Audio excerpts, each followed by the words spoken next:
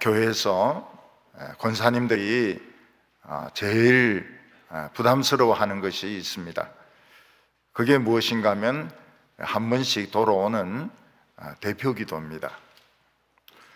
그래서 어떤 권사님은 한 달 전부터 이 대표 기도를 준비를 하시는데, 그 대표 기도하는 그 전날은 완전히 밤을 꼴딱 세우는 경우도 있습니다. 가끔 작은 교회에 가서 예배를 드릴 때 보면 일반 그냥 권사님이 아닌 여자 집사님이 대표 기도를 할 때가 있습니다. 사람들이 많지가 않으니까요. 근데 여자 집사님들이 기도하시면 기도하면서 자꾸 울어요. 자꾸 울어요. 왜 우는가 하면 긴장이 돼가지고 그런 겁니다.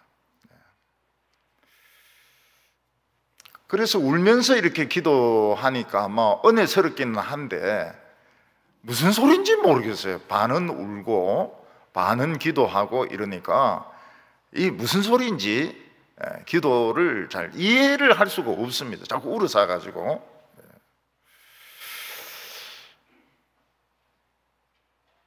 어떤 집사님은 남자죠. 자기가 대표 기도를 맡아가지고 미리 한번 해봤습니다. 기도를 해보니까 너무 말이 잘 되는 거예요. 야, 오늘은 기도가 막 술술술술 나오는구나. 오늘 말 엄청 잘 되는구나. 그래서 이제 느긋하게 앉아가 기다리다가 마이크 앞에 딱 선 순간 머리가 하얘지면서 하나도 생각이 안 나는 겁니다. 하나님 아버지까지는 불렀는데 그 뒤에 생각이 하나도 안 나는 거예요. 그래서 그냥 가만히 있습니다. 하나님 아버지만 불러놓고. 그러니까 교인들이 얼마나 답답합니까? 주여, 주여, 빨리 마치게 해주소서. 빨리 마치게 해주소서. 근데 이분은 무슨 소리를 하긴 해야 되겠는데 하나님은 불러놨는데 생각이 안 나는 거예요. 생각이 안 나요. 이 앉아서 생각하는 거하고 서서 마이크 앞에 서는 거하고는 완전히 틀린 겁니다. 그래서 대개 기도 그냥 죽을 쓰고 그냥 말죠.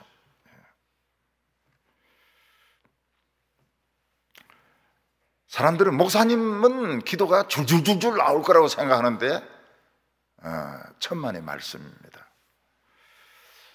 저도 전에는 사회도 보고 설교도 하고, 그러니까 오늘이야 비로소 하는 말이지만 예배 한 번에 기도를 얼마나 많이 해야 되는지 모릅니다. 시작할 때도 기도해야 되죠. 설교하기 전에도 기도해야 되죠. 헌금 기도도 해야 되죠. 근데 어떤 때는 잘못하면 이 헌금 기도인지 이 설교 전 기도인지 헷갈릴 때도 있습니다. 그래서 이제 설교 전에 여러분 생각합니다. 요거는 시작할 때 기도다. 시작할 때는 요런 내용이 꼭 들어가야 된다. 뭐 딴 건 다 잊어먹어도 요런 내용은 꼭 들어가야 된다. 요 설교 전에 기도는 요건데 요거는 요런 내용이 꼭 들어가야 된다. 그리고 헌금 기도는 막 아무렇게나 해도 된다. 그렇게 해가 여러 번 이 설교 전에 이 기도에 대해서 마음을 이렇게 딱 새겨놔야지 헛소리를 안 하는 겁니다. 헛소리를 안 해요. 그러니까 이걸 20몇 년간 이렇게 하니까 또 기도를 똑같이 할 수 없잖아요. 어떤 분은 한자 안 틀리고 똑같이 하는 사람이 있어요. 그거는 좋은 건 아니고요. 그래서 미리 요거는 2부 예배다, 요건 3부 예배다, 요건 4부 예배다, 그거를 다 생각을 다 해야 되는 겁니다. 어떤 때는 이제 4부 정도 되면 이게 에너지가 다 떨어지고 잠깐 졸 때가 있거든요. 그럼 막 헷갈려 버리는 거야. 이게 몇 부 예배인지. 그래서 졸면 안 돼. 교인도 졸면 안 되지만은 목사도 졸면 안 돼. 다 이 사부다, 삼부다. 이게 무슨 기도다. 요즘 사회자가 있으니까 이제 그 신경을 안 써도 되니까 너무너무 감사하죠. 어떤 때는 이제 송구 영신 예배 때 올해 천만적인 기도를 해야 되겠다. 그래가지고 이제 썼습니다. 그 한 번 썼어요. 기도를 쫙 썼습니다. 그래가지고 이제 축복기도 시간에 이제 이거를 하는데 안 맞는 거예요. 이게 성령님이 하시는 말씀하고 내가 준비한 기도하고 이게 안 맞아요. 그래서 빨리 쓴 것을 폐기해 버리고 편한 마음으로 성령님이 인도하시는 대로 기도를 이렇게 하니까 기도가 좋았습니다. 은혜스러웠습니다. 빨리 폐기하기를 잘한 셈이죠. 이 개척교회 하시는 목사님들은 장소 구하기가 굉장히 어렵습니다. 여기 교회 하면 좋겠다 생각되는 장소는 꼭 교회가 있습니다. 어떤 데는 2개씩 있고 절도 있고 그렇습니다. 사청에는 절이고 지하에는 교회고 이런 데도 있어요. 그리고 좋은 교인 한 명 얻는 것은 하늘의 별따기입니다. 하늘의 별따기. 좋고 헌신적인, 우리 교회는 다 청년들도 헌신적이고 정말 훌륭하지 않습니까? 우리 교회는 이렇게 많은 분들이 개척교회에서는 한 명 얻는데 하늘의 별따기입니다. 새로 왔다고 하면 우울증 환자, 아니면 알코올 중독자, 아니면 문신한 사람, 좌우간 정상적인 교인 한 명 얻는 것은 하늘의 별따기입니다. 저는 처음에 이제 목회를 하다가 사청에서 조그맣게 이렇게 하다가 조금 넓은 곳으로 가게 되었는데 그가 지하였습니다. 근데 거기 농수산시장이 가까워가지고요, 여름에는 막 배추 썩는 냄새, 생선 썩는 냄새 엄청납니다. 견딜 수 없을 정도로 그 썩는 냄새가 교회로 들어와요. 그리고 여름에는 더운데 그냥 100명 되는 사람들이 1시간씩 설교를 들으니까 바닥에 물이 흥건합니다. 이 숨 내는 거 막 땀도 좀 있을 겁니다. 그리고 막 그 교인들이 수증기에 쪄가지고 예배 마치면 전부 찐빵이 돼가 나와요. 전부. 오늘은 너무하다 이러면서 전부 막 찐빵처럼 부풀러 가지고 나옵니다. 근데 그 장소 마저 팔리게 된 겁니다. 그래서 200군데 이상을 알아보라 그랬죠. 없어요. 갈 데가 없어요. 조금 괜찮으면 매덕을 합니다. 매덕. 엘리베이터 있고 이러면 매덕을 합니다. 그리고 조금 할만하면 주인이 교회는 안 준다 그럽니다. 그래서 교회를 못 찾았어요. 2달 동안 찾았는데 교회 할 만한 곳을 찾지를 못했습니다. 지금은 이제 돌아가신 분이신데 그분이 찾아내셨어요. 우연히 이제 버스 타고 가다가 교회 한다고, 임대한다고. 그래서 이 할머니가 이제 내려가지고 올라간 거예요. 그러니까 안 믿는 거예요. 너무 늙은 할머니가 교회를 임대한다 그러니까 믿지를 않아요. 믿지를 않아요. 그래 가보니까 딱 우리인데 맞는 겁니다. 우리인데 우리가 하면 딱 돈도 엄청 싸고 건물이 좀 오래됐지만은 엄청 싸고 그래서 이제 거기서 이제 그걸 인대를 해가지고 4층이니까 하늘이 보이지 않습니까? 감격스럽더라고요. 저만 그런 것이 아니고 모든 교인들이 감격스러운 겁니다. 그 막 썩은 배추 냄새, 생선 냄새에 찐빵에 찌들었다가 푸른 하늘이 보이니까, 물론 주위는 뭐 다 시장이지만은, 그래서 전부 이제 찬양을 부릅니다. 하늘을 바라보라. 하늘을 바라보라. 너무 감격스러워가지고. 근데 거기서 교회가 폭발적으로 부흥이 일어납니다. 폭발적으로. 뭐 끊임없이 오는 거예요, 사람들이. 그리고 전국적으로 유명해지게 되었습니다. 왜 전국적으로 유명해지게 되었는가 하면 제가 전국적으로 돌아다니면서 설교를 했기 때문에 유명해지게 되었습니다. 청년들이 있는 곳에는 다 가서 설교했습니다. 그리고 제 책이 출판되기 시작했습니다. 제 책이 출판되면서 사람들이 관심을 가졌습니다. 그래서 출판 부장들 회의가 있었는데, 서울에서 출판 부장들이 다음에 제일 많이 팔릴 저자는 누구겠느냐? 김스택 목사다. 전부 이구동성으로 김스택 목사다. 아무도 모르지만 저 사람이 굉장히 유명하게 될 거다. 그 출판업자가 저한테 와서 그 이야기를 하더라고요. 많이 팔리기는 뭐가 많이 팔려?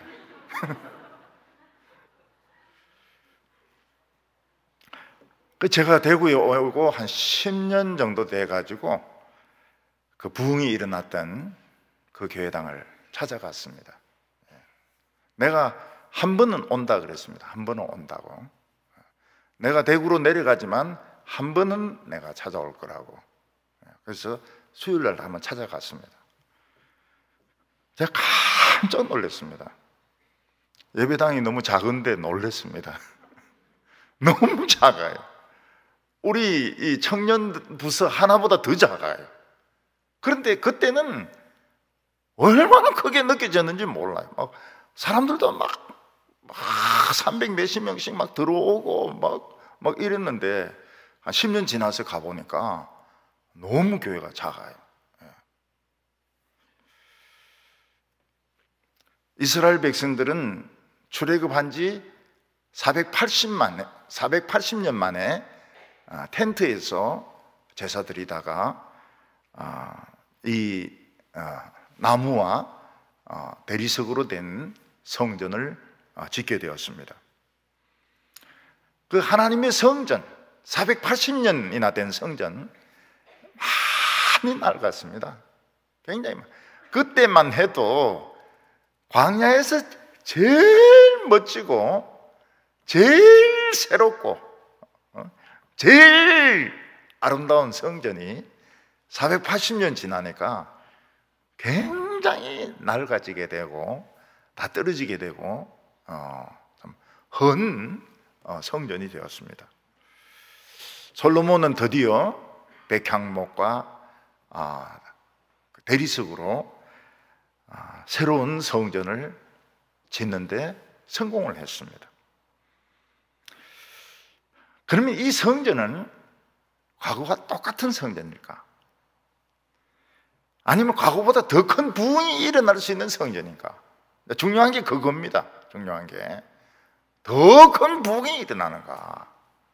우리 지금 이 코로나도 마찬가지입니다. 코로나 지나고 나서 더 큰 부흥이 일어나느냐, 아니면 교회가 쭈그러들어 버리냐? 이거는 지금 우리가 지금 준비하고 있는데 달려 있는 것입니다. 그러면 코로나는, 교회가 코로나 지나고 나서 엄청 부흥이 되면 코로나는 유익한 겁니다. 근데 코로나 지나고 나서 막 교인이 막 줄어들어 버리면 코로나에 진 것이죠. 교회는 패배를 한 것입니다. 마찬가지로 솔로몬의 성전이 멋있게 지었지만은 정말 더 큰 부흥이 일어나느냐, 아니면 이스라엘이 그냥 몰락해버리느냐. 거기에 이 성공과 실패가 달려 있는 것입니다. 오늘 여기 첫 번째로 보면 성전이 완공된 것을 보여줍니다. 오늘 본문이 굉장히 깁니다. 이 긴 본문을 자세하게 보면 좀 침체가 되기 쉽습니다. 큰 것만 이렇게 큰 거 중심으로 봐야 됩니다. 모세 때 하나님께 예배 드리는 데 있어서 어려움은 아무것도 없었다는 거예요. 그들은 성전에 대해서 본 것도 없고 들은 것도 없었습니다. 그래서 이스라엘 백성들은 전부 다 처음 자기들이 만들어야만 했습니다. 이 제단도, 뿔이 달린 제단은 이스라엘밖에 없었습니다. 그리고 촛대도 이렇게 가지가 7개인 촛대는 이스라엘밖에 없었습니다. 그리고 언약궤도 그 위에 천사가 이렇게 마주보고 있는 것은 이스라엘밖에 없었습니다. 모든 것이 새로웠기 때문에 그들은 처음부터 만들어야만 했습니다. 그 텐트라고 하는 것이 우리처럼 이렇게 비가 많이 오면 이렇게 세모꼴로 되지 않습니까? 근데 광야는 바람이 많이 부는 데입니다. 비는 안 오고. 그래서 성전은 위에 뚜껑이 평평하게 되어 있습니다. 평평하게 내려오게 되어 있습니다. 이런 것들도 한 번도 이 사람들은 본 적이 없는 거예요. 본 적이 없어요. 우리나라 사람들 같으면 텐트 하면 당연히 세모꼴입니다. 세모꼴. 비가 많이 오기 때문에. 근데 이스라엘 백성들은 비가 안 와요. 바람만 막 붑니다. 그래서 수평입니다. 천정이 수평으로 되어 있어요. 이런 거 본 적이 없습니다.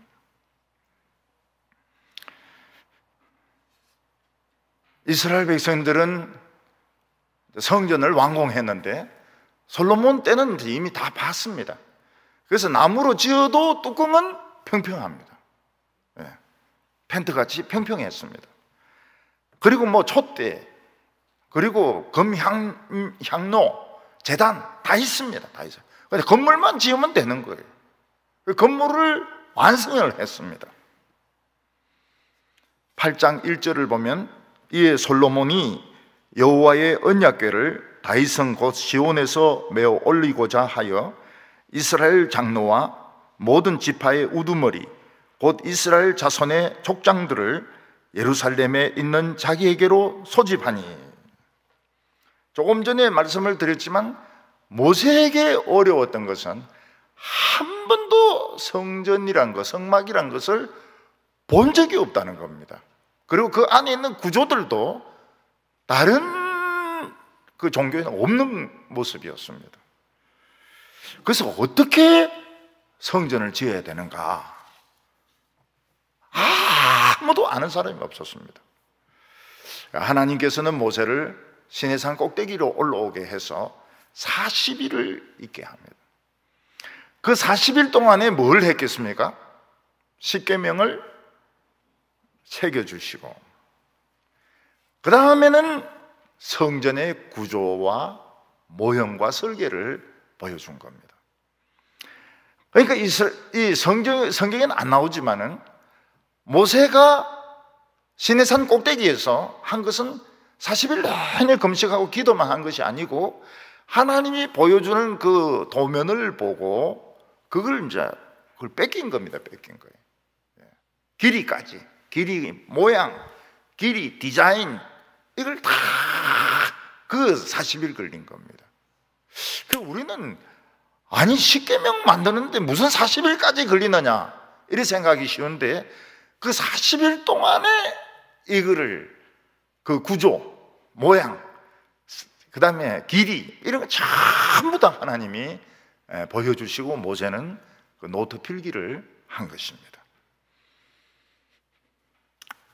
모세의 성전에서 제일 포인트를 둔 것은 번제단이었습니다. 번제단.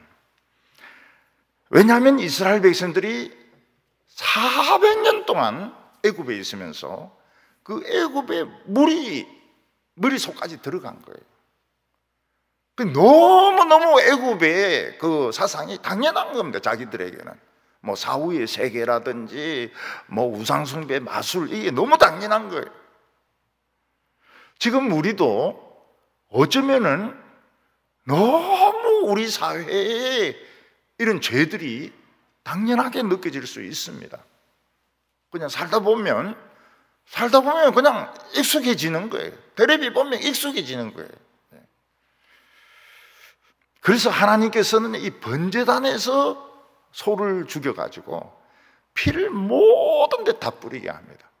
성막에도 피를 뿌리고 언약궤에도 피를 뿌리고, 그리고 막 제사장에도 피를 뿌리고, 그래서 모든 것을 애국과 구별을 해야 된다. 애국의 사상과 하나님의 사상은 완전히 다르다. 그래서 번제단이 굉장히 강조가 되는 것을 볼 수가 있고, 피가 굉장히 그 강조가 되는 것을 볼 수가 있습니다. 그럼에도 불구하고 아론의 두 아들 홈니와 비느하스가 세상 부를 가지고 그 분향을 하다가 죽습니다. 그 제사장이 4명, 원래 아버지 빼고 아들 제사장이 4명인데 2명이 죽어요. 근데 2명이 죽는 것만이 문제가 아니고 엄청난 영적인 손실을 끼치게 됩니다. 솔로몬 때는 이스라엘 백성들이 480년 동안 성전을 본 거예요. 그래서 피 뿌리는 것보다는 언약궤를 위치에 옮겨 놓는 것을 마지막으로 합니다. 그 언약궤를 지성소에 넣음으로써 성전은 완성이 되었는데, 솔로몬은 아버지 다윗이 저질렀던 실수를 반복하지 않기 위해서 반드시 제사장이 어깨에 메고 이걸 지성소에 집어넣게 했습니다. 다윗은 소가 끄는 수레에 옮기다가 소가 뛰는 바람에 우사가 죽습니다. 그리고 옮기는데 1차로 실패를 했습니다. 하나님께서는 솔로몬이 지은 성전을 참 성전으로 인정했습니다. 그걸 어떻게 인정을 했을까요?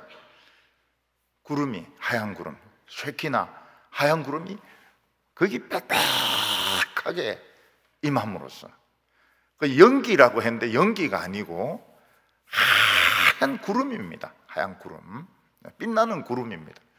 구름이 꽉 성전에 찼는데 모세 때도 똑같았거든요. 그러니까 같은 성전이다 하는 것을 하나님께서 인정을 해 주신 것입니다. 숨을 쉴 수 없을 정도로, 앞을 볼 수 없을 정도로 하얀 구름이 성전을 가득 채웠습니다. 그러나 이 성전도 홈니와 비느하스가 저질렀던 그 손실을 회복 못합니다. 그전에는 어땠습니까? 모세가 항상 지성소에 들어갔습니다. 지성소에 들어가서 하나님하고 대면해가지고 대화를 나누었습니다. 물어볼 거 있으면 물어보고, 지시를 하시면 지시를 듣고, 대면 예배죠, 대면 예배. 요즘으로 치면은. 그리고 항상 들어갔습니다. 매일 들어갔습니다. 그리고 모세의 얼굴에는 빛이 났습니다. 시내산에서부터 굉장히 밝은 LED 같은 저런 빛이 났습니다. 그 백성들은 너무 겁을 내니까 모세가 백성들을 만나서 이야기할 때는 수건을 썼습니다. 요즘으로 치면은 마스크를 쓴 것이죠. 수건을 쓰고 이야기를 했습니다. 빛이 너무 눈부시니까요. 요즘 우리나라는 대면 예배냐 비대면 예배냐 이런 것을 가지고 말이 굉장히 많습니다. 대면 예배를 고집하는 사람들은 아주 이기적인 사람들이다.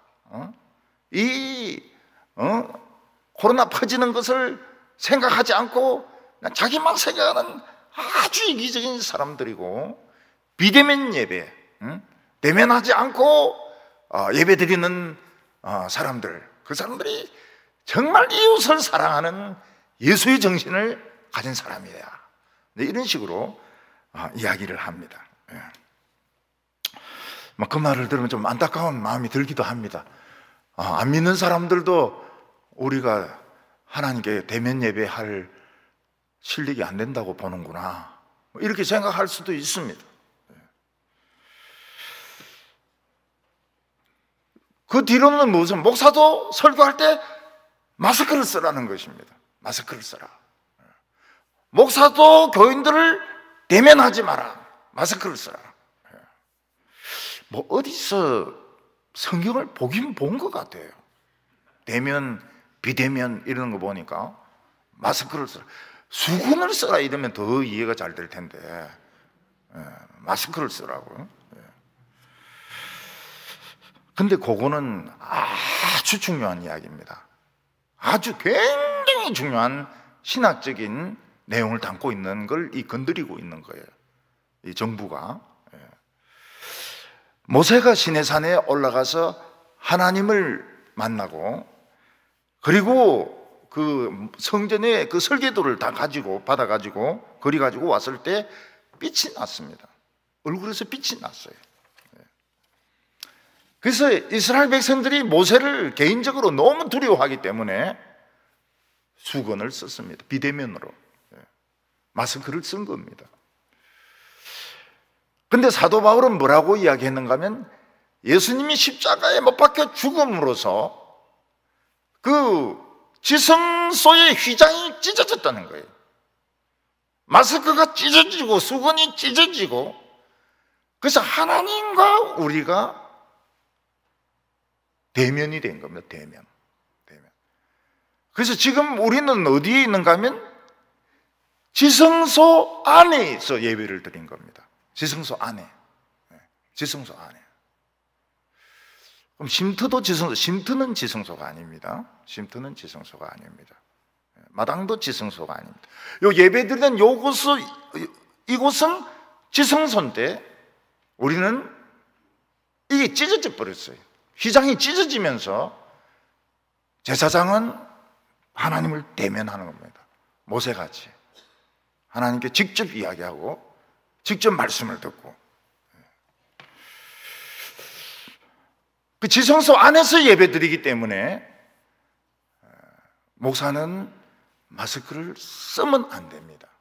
수건이 벗겨졌다, 찢어졌다 했기 때문에 무슨 일이 있어도 설교할 때는 마스크를 쓰면 안 됩니다.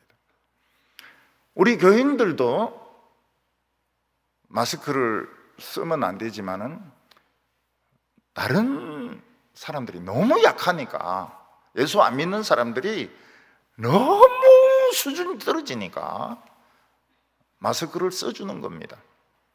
기마개도 안 하고, 원래는 기마개도 해야 됩니다. 하나님 말씀은 굉장히 강하기 때문에 안 믿는 사람들은 그 기마개 해야 돼. 지성소 그 언약궤에서 하나님의 말씀은 육성으로 나왔습니다. 원래 하나님이 히브리어를 쓰시겠습니까? 한국말을 쓰시겠습니까? 천상의 언어는 다릅니다. 천상의 언어는 다르지만은 그 안에 언약궤가 히브리어로 되어 있기 때문에 하나님께서는 히브리어로, 어떤 때는 아람어로, 아람어하고 히브리어는 다르지만은 비슷하기도 합니다. 그래서 히브리어로 말씀을 하신 것입니다. 근데 이 두 제사장이 세상에 그 불을 가지고 제사 드리는 바람에 적사를 하지 않습니까? 그리고 나서는 대제사장도 못 들어갑니다. 1년에 한 번 피를 가지고 들어가고 아무 말도 못 합니다. 그냥 피만 뿌리고 그냥 살아서 나오면 되는 거예요. 그러니까 얼마나 많은 손해를 받는가 하면요, 하나님과 대면해서 이야기하는 그 특권을 잃어버린 거예요. 구약시대 내내, 그 초창기 이야기거든요. 구약시대 내내 이스라엘 백성들과 제사장은 하나님과 대면해서 이야기하는 특권을 잃어버린 것입니다. 그런데 예수님이 십자가에 못 박혀 죽으심으로 휘장이 찢어지지 않습니까? 이젠 자동 대면입니다. 자동 대면. 네. 마스크를 쓰든 안 쓰든 자동 대면입니다. 그래서 우리는 우리말로 기도를 하는 겁니다.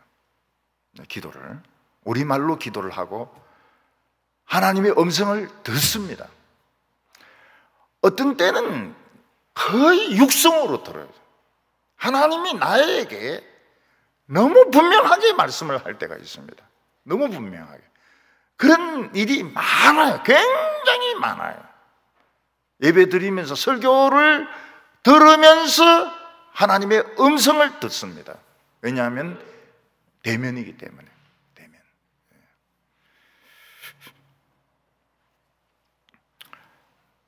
우리는 이미 각자가 지성소입니다. 우리는 각자가 지성소입니다. 그래서 우리의 언어로 기도를 할 수 있습니다. 영어로 기도할 필요가 없어요. 히브리어나 헬라어로 기도할 필요가 없습니다. 우리 말로 기도를 하고 우리 말로 육성으로 듣는 겁니다. 하나님의 말씀을 육성으로 듣는 거예요. 근데 우리 형님 중에 한 분이 계셨는데요, 그 제 설교에 대해서 비판적이었습니다. 왜 비판적이었는가 하면 영어로 설교 안 하니까 은혜가 안 된다. 그래서 나는 영어로 들어야 은혜가 된다. 그래서 일부러 이제 주일이 되면 성공회 있지 않습니까? 성공회, 그 광화문 성공회 가서 영어로 설교를 듣습니다. 은혜가 되는가 봐요. 신앙이 안 자라요. 신앙이 안 자라요. 우리 형님은 신앙이 안 자라요. 교인들이 깜짝 놀랍니다.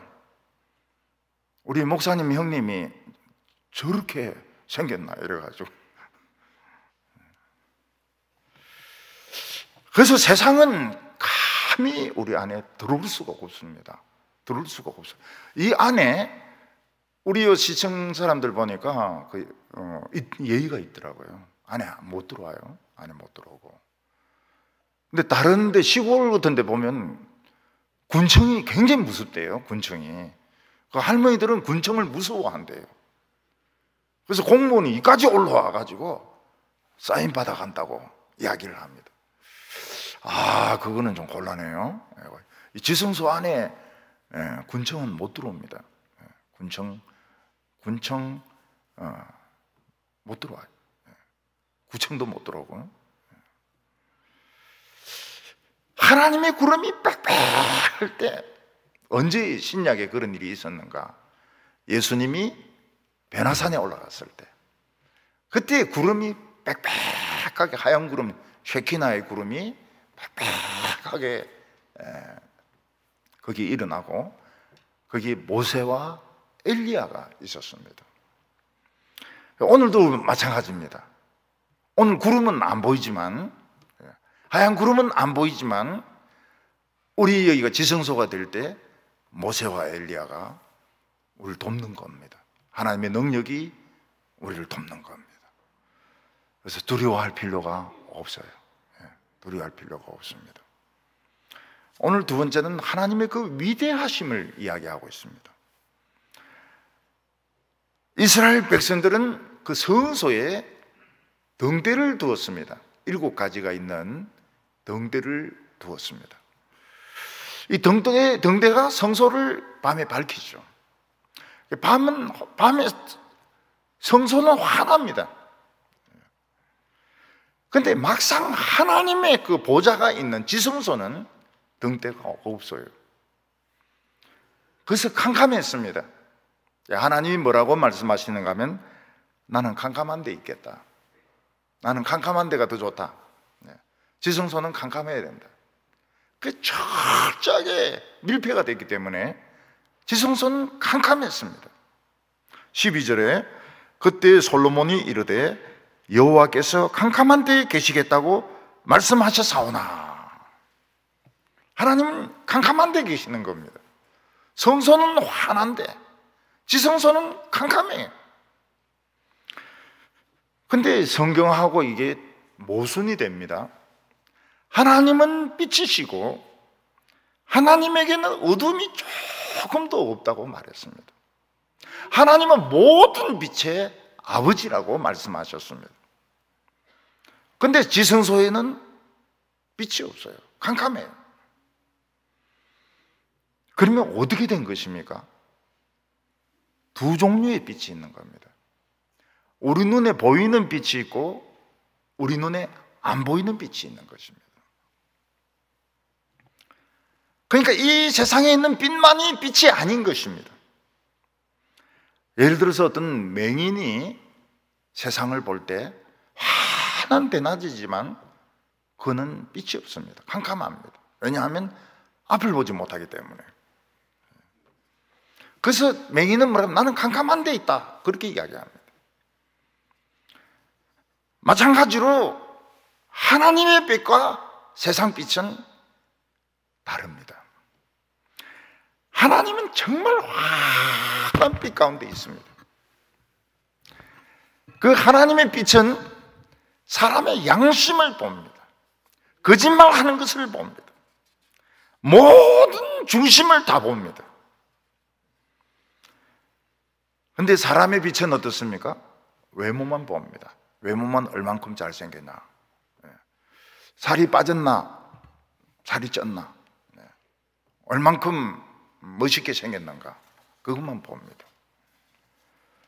그 사람들 중에서 멋있게 생긴 거 보고 망한 사람이 굉장히 많습니다. 겉으로는 너무너무 잘생겼는데 안에는 악마라, 악마. 근데 그걸 못 봤다가는 인생을 망치는 것입니다. 하나님은 모든 비밀을 다 드러냅니다. 하나님의 빛은. 근데 사람들은 그 빛을 보지 못하기 때문에 마치 캄캄한 것처럼 느끼는 겁니다. 사실 지성소가 제일 환합니다. 그래서 대제사장이라 하더라도 조금 나쁜 마음을 먹고 그 분향하다가는 즉사합니다. 그래서 제사장은 지성소에 들어갈 때 끈을 묶고 들어갑니다. 왜냐하면 죽으면 끈을 가지고 당겨야 되니까요. 끈을 가지고 당겨야 되니까 항상 그 끈을 묶고 들어갑니다. 그리고 밑에 그 튜닉에 밑에 긴 옷에 방울이 달려 있습니다. 그래서 움직이면 소리가 납니다. 소리가 나면 살아 있습니다. 소리가 안 나면 죽은 겁니다. 죽으면 끈을 가지고 당겨야 됩니다. 마찬가지로 목사는 항상 소리가 나야 됩니다. 입에서 항상 진리가 나와야 됩니다. 그렇지 않고 조용하면 죽은 겁니다. 줄로 당겨야 되죠. 줄로 당겨야 되죠. 하나님이 얼마나 크신 분이십니까? 하나님은 저 하늘이 하나님의 보좌라고 말했습니다. 저 하늘이 하나님의 보좌고 땅은 하나님이 발을 두는 발판이라고 말을 했습니다. 그러니까 얼마나 하나님이 크신 분이십니까? 하나님은 의자가 저 하늘에 있고 발은 이렇게 해가 지구에 발판이 있는 것입니다. 그리고 우주가 하나님의 손안에 딱 들어옵니다. 하나님은 지구를 밟을 수 있습니다. 우주를 부술 수 있습니다. 인간을 전멸시킬 수 있습니다. 그런데 우리가 어떤 재주로 하나님을 만납니까? 개미가 어떻게 사람을 만날 수 있습니까? 개미가 자기 말로는 아이시오 이렇게 해도 어떻게 개미하고 사람하고 만날 수가 있습니까? 어떤 유명한 세계적인 대학 교수가 있단 말이죠. 못 만납니다. 그런 유명한 교수를 어떻게 만날 수 있습니까?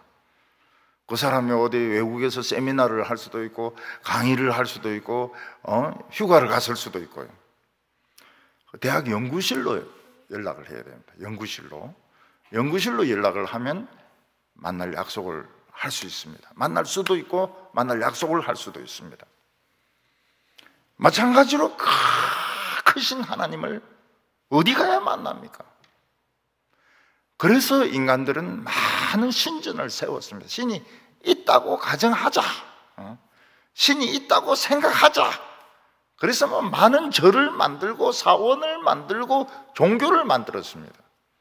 낭들입니다.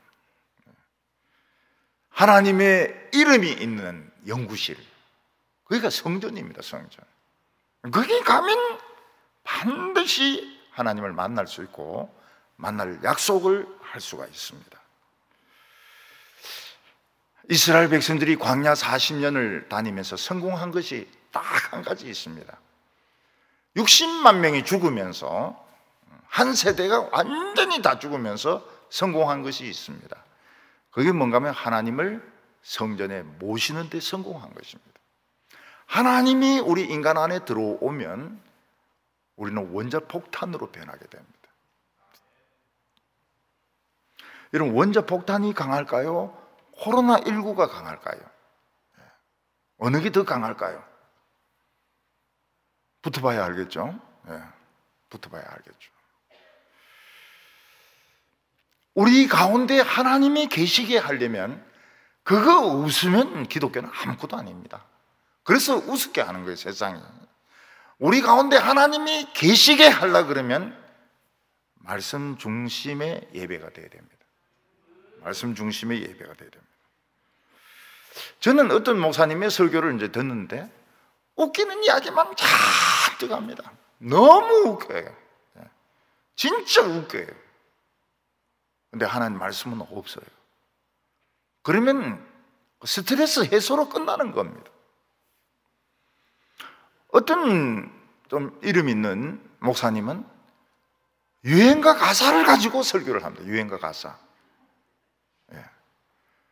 어느 날 설교 제목이 뭔가 하면 제이에게. 그러면서 이제 그 자막이 나와요. 제이. 바람 부는 날에도 뭐 어쩌고저쩌고 이렇게 하면서. 그래서 제이 가지고 설교를 합니다. 제이 가지고. 근데 놀라운 것은 교인들이 또 앉아 있어요. 계속 앉아 있어요. 제이 해도 앉아 있어요. 아, 우리 같으면 그렇게 안 할 것 같은데. 유행가 가지고 설교를 합니다. 그거는 모두 성전을, 지성소를 더럽히는 겁니다. 어떤 경우에는 유명한 사람 불러가지고 강의를 하게 합니다. 그만큼 이 성전이 타락한 겁니다. 성전이 타락한 거예요. 강대상이 타락을 한 겁니다. 이스라엘 백성들은 하나님을 모시는 데 성공했습니다. 우리는 전쟁 별로 걱정 안 합니다. 왜냐하면 하나님을 모시는 데 성공하면 이는 원자폭탄입니다. 코로나도 그렇게 신경 쓰지 않습니다. 코로나도 신경 쓰지 않아요. 왜냐하면 원자폭탄을 가지고 있습니다. 원자폭탄만 계속 유지되면 전쟁이 일어날 수가 없습니다. 중국 보지 않았습니까? 60일 동안 막 폭우가 쏟아져 가지고 그냥 막 밑구멍이 다 뚫려 버렸어요. 북한에 막 그냥 태풍이 우리나라 부산을 서치 가지고 가다가 갑자기 좌회전을 해가지고, 좌회전 깜빡이도 안 넣고 막 갑자기 좌회전을 해가지고 말이죠. 영변 거기 전부 물바다 돼버리고요. 3살 밑에 애는 다 죽습니다. 이 방사능이 오염이 돼가지고. 기술자들 이빨 없어요. 이빨이 없어요. 방사능이 쏘여가지고. 그래서 그 김정은이 최고의 선물이 털리 아닙니까? 털리. 과학자들에게 털리를 넣어주는 거. 하나님 무섭습니다. 하나님 무서워요. 방향을 팍 틀고 이러는데 뭐 핵무기 가지고 되지도 않아요. 잠수함 가지고 되지도 않아요. 하나님은 크신 하나님이십니다. 섬세하신 하나님이십니다. 하나님이 제 인생을 인도하시는 걸 보면요, 그렇게 섬세할 수가 없어요. 그렇게 섬세할 수. 저의 그 기질, 저의 그 약한 부분 이런 걸 너무 잘 하시는 거예요. 너무 잘 하시는 거예요. 너무 섬세하게 그걸 인도해. 지금까지 그렇게 인도해 오셨어요. 앞날 걱정하지 말라고. 앞날을 걱정하지 마라. 걱정이 됩니까? 안 됩니까? 되죠. 그래서 섬세하게 인도하셔도 걱정을 합니다. 참 얼마나 믿음이 없는지 모르겠어요. 믿음이 없는지 모르겠어요. 오늘 세 번째는 인간의 연약함입니다. 인간의 머리가 아무리 뛰어나다 하더라도 인간은 하나님의 집을 지을 수가 없습니다. 왜냐하면 하나님은 너무 크시기 때문에 그렇습니다. 하나님은 우주에 의자를 두시고 지구에 발을 두는데 발 두 개 다 안 될 겁니다. 아마 지구가 너무 작아가지고. 우리가 하나님이 계신 집을 지으려면 우주만한 집을 지어야 됩니다. 그래서 이 지구상에 있는 성전은 하나님의 이름만 있습니다. 하나님의 이름이 있는 곳입니다. 하나님의 이름이 있다는 것은 여기 찾아오면 틀림없이 하나님을 만날 수 있다는 겁니다. 하나님이 위대하신 것은 참 이스라엘이 위대하기보다 하나님이 위대한 것은 그 텐트와 그 성전에 하나님이 계시는데, 그 캄캄한 데 계시는데 성공하신 것입니다. 하나님 캄캄한 데 계세요. 캄캄한, 자기를 드러내지 않고 캄캄한 데 그냥 계시는 겁니다. 그런데 이스라엘 백성들은 너무 불신앙이 심해가지고 여러 번 전멸당할 뻔했습니다. 모세가 시내산에 올라갔다 내려왔을 때 금송아지 만들어가지고 전멸당할 뻔했습니다. 모세의 기도가 참 그들을 살렸죠. 옛날에 우리나라 어떤 당은 소가 당 상징이었습니다. 소를 왜 그리 좋아하는지 모르겠어요. 소를 딱 그렇게 만들어가지고 민주공화당, 민주당 이런 식으로. 이스라엘의 백성들은 너무 신앙이 없어서 애굽의 종이 되려고 했습니다. 광야에서 고생하는 것보다는 종이 되겠다는 겁니다. 하나님의 언약궤와 행진하면서 이스라엘 백성들의 짐 속에 뭐가 있었는 줄 아십니까? 우상이 있었습니다. 그걸 스데반이 이야기합니다. 너희들이 광야에서 행진할 때 너희들 레판의 별과 우상들을 가지고 행진했다는 겁니다. 하나님은 그냥 못 본 채 하셨어요. 우상하고 같이 광야를 행진했습니다. 그게 이스라엘 백성들입니다. 어떤 사람이 부흥회 가면서 화토를 안에 넣어가는 거와 똑같습니다. 진짜 그렇게 합니다. 그래 휴식 시간 되면 이제 둘러 앉아가지고 이 방석, 일본말로 자부동이라고요. 그거 펴가지고 또 하다가 또 찬송 부르고 막 여호와는 나의 주, 나의 반석 이렇게 하고 또 와서 이렇게 하고. 이스라엘 백성들이 광야 40년 동안 우상을 버렸느냐? 안 버렸어요. 가지고 갔어요. 그거를 아는 겁니다. 그걸 알아요. 하나님도 알고 계세요. 그러나 하나님은 이스라엘 백성과 함께 계셨습니다. 하나님은 솔로몬으로 하여금 성전을 짓게 하시고 거기에 그 빛나는 연기, 쉐키나로 꽉 채움으로써 이 성전을 인정을 하셨습니다. 그것을 보고서 솔로몬은 하나님이 다윗의 언약을 인정하셨다, 그렇게 약속을 지키셨다고 고백을 합니다. 이 다윗의 언약은 문자적으로 보면 다윗의 후손이 끊어지지 않고 왕이 된다, 이런 뜻입니다.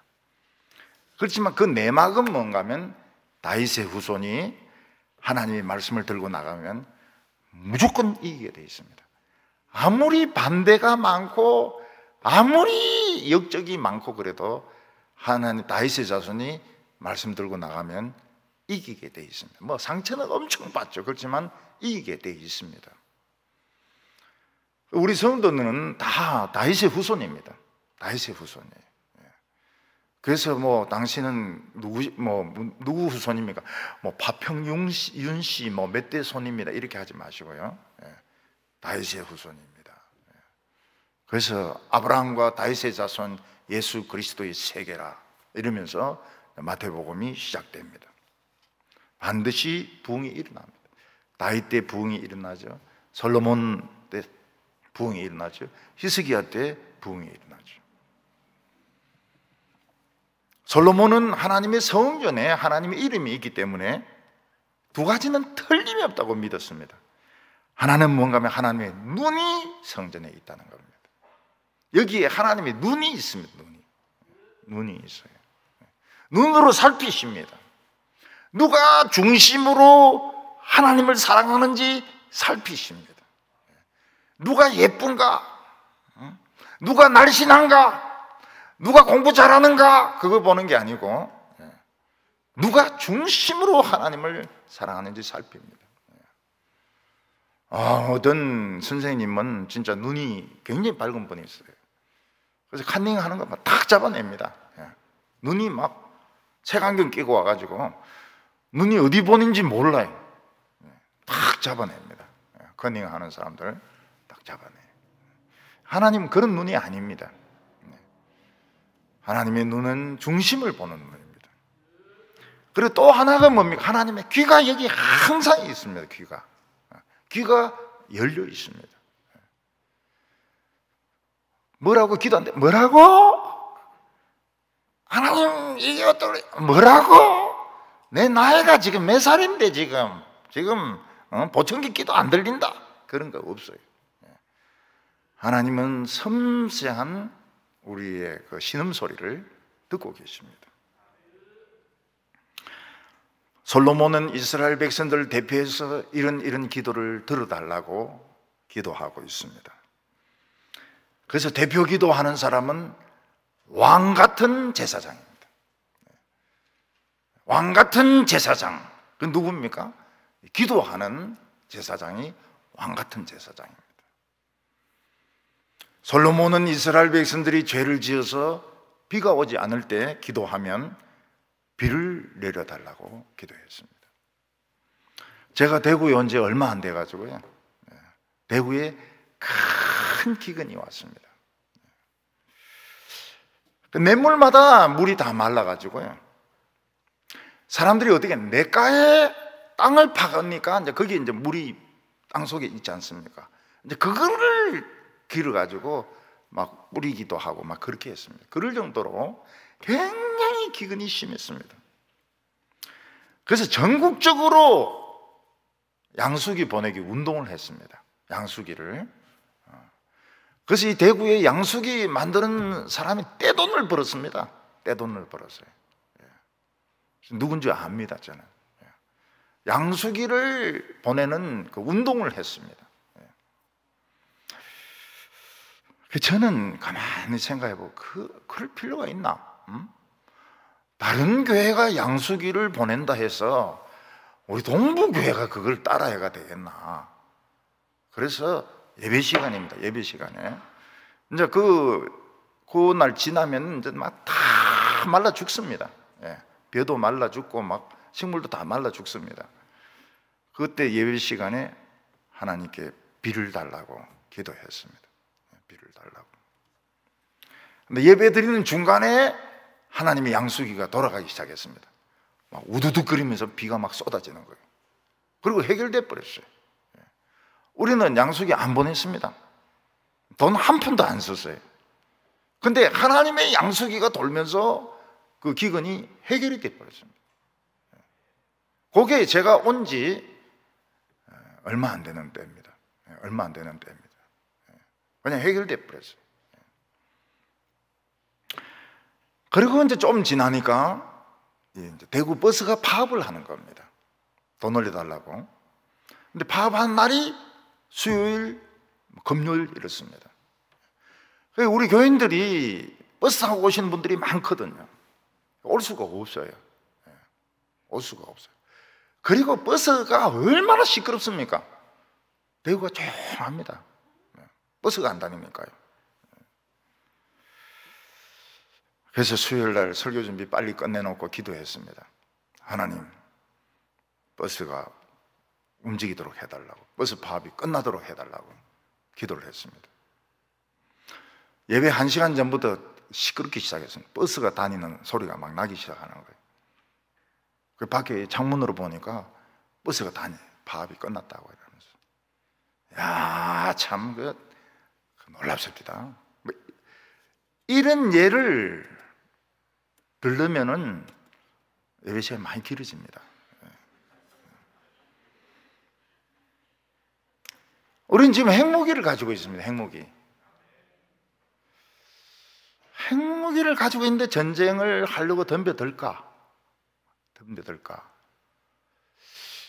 그럼 못할 것 같은데요. 하나님 먼저 부술 것 같은데. 하나님 먼저 부술 것 같아요.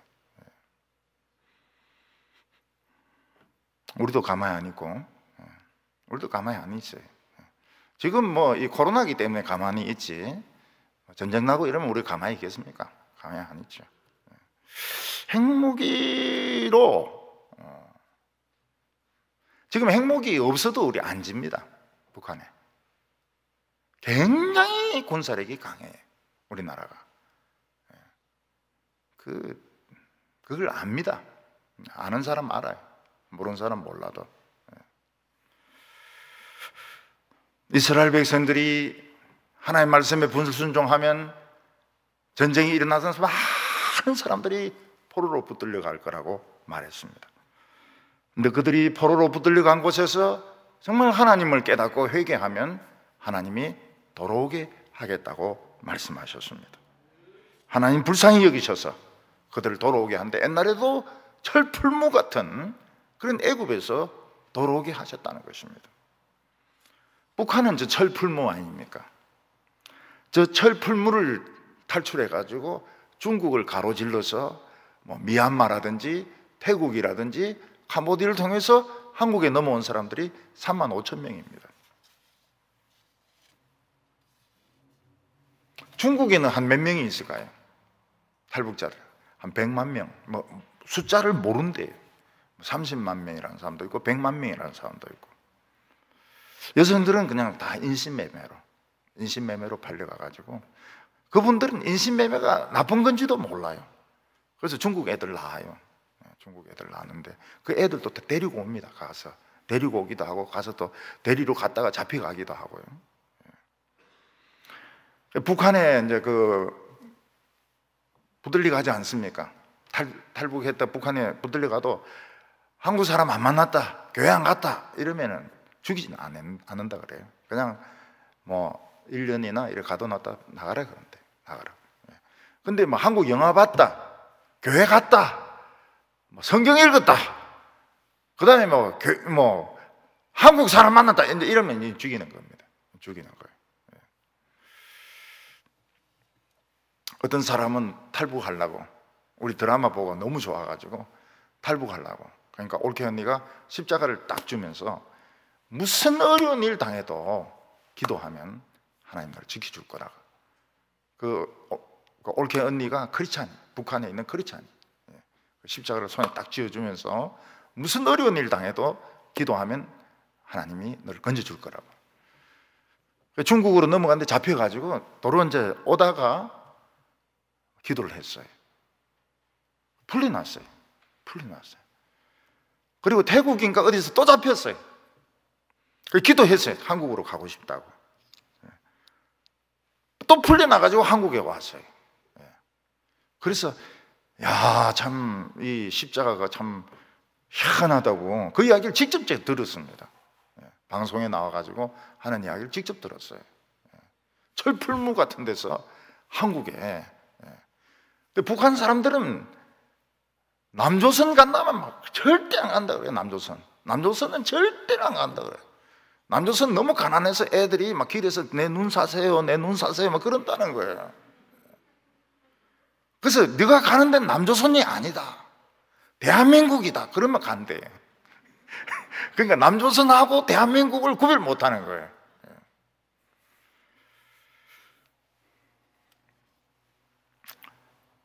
솔로몬에게 가장 안타까운 거, 우리에게 가장 안타까운 것은 죄 안 짓는 사람이 없다는 겁니다. 죄 없는 사람이 없어요. 근데 죄 지으면 전쟁이 터집니다. 전염병이 옵니다. 코로나도 옵니다. 경제가 폭망을 합니다. 이때 하나님을 모르는 사람들은 죄를 해결할 방법이 없어요. 하나님 모르는 사람이 돈도 잘 벌고 똑똑하고 이런데 죄를 해결할 방법을 몰라요. 근데 우리는 기도하면 됩니다. 하나님 앞에 기도하면 하나님이 죄를 해결해 주십니다. 이스라엘 백성들은 성년을 완공하고 힘을 다해서 하나님께 예배했습니다. 소 22,000마리를 잡았습니다. 양을 12만 마리를 잡았습니다. 그 번제단은 가지고는 안 되니까 막 온 마당에 막 피칠갑을 한 거예요. 이스라엘 백성들은 7일 예배드리고 또 7일 예배드리고 그리고 8일째 집으로 돌아갔습니다. 대부흥이었습니다. 대부흥. 근데 이 부흥이 계속되었어야 되는데, 이 부흥이 계속되었어야 되는데, 하나님은 오늘 우리 안에 계십니다. 우린 지성소입니다. 근데 죄 안 짓는 사람이 없어요. 그래서 우리는 계속 모여야 됩니다. 계속 모여야 됩니다.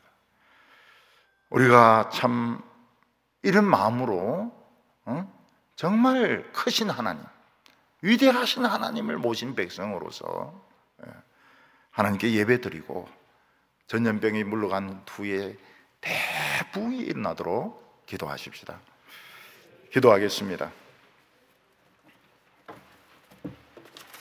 거룩하신 하나님 아버지, 예수님을 보내셔서 우리를 지성소로 삼으시고 하나님을 대면하여 기도하게 하시고 하나님의 음성을 듣게 하여 주시니 감사합니다.